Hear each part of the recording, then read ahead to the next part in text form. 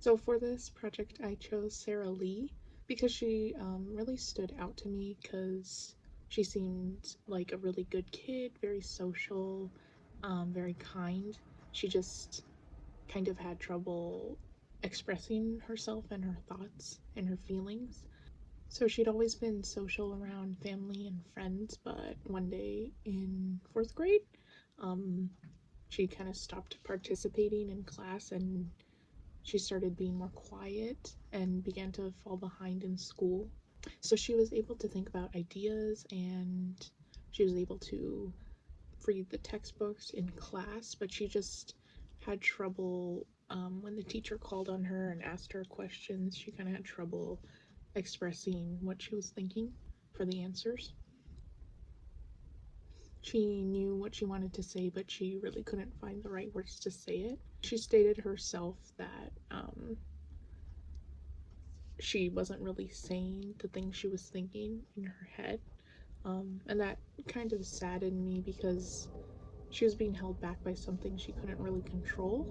And you could see that she wanted to participate in class and she raises her hand and she tries to answer the question, but she just can't really get the right words out.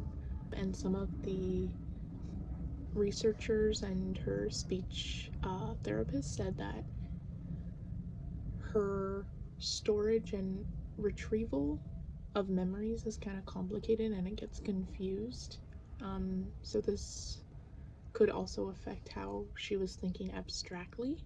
For example, her speech therapist asks Sarah Lee um, what she thinks about when a student says he's going to go on a trip, but it's still up in the air, and then Sarah Lee replies that he's kind of talking about traveling around the world. So we can see here that she's like able to make basic connections and like she sees things the way they are, um, but she kind of has trouble thinking abstractly and expressing things abstractly. Um, and here the speech pathologist states that language is never a concrete one-to-one correlation or connection. It's always richer, and most of the time there's more meaning behind it. So I think Sarah Lee's case um, kind of relates to Sternberg's triarchic theory of intelligence. In the book, it says that he argued that there were three types of intelligence, not just like academic. Um, he stated that there's analytical, creative, and practical. And I think in Sarah Lee's situation, she was really highly intelligent in like social situations, you know, with her friends. And she was really creative and she kind of had street smarts, as we call it sometimes. Um, but she struggled when it came to thinking analytically and being able to think more abstractly. So her speech therapist says that she had expressive language deficiency, which means she understands well but has trouble expressing what she knows.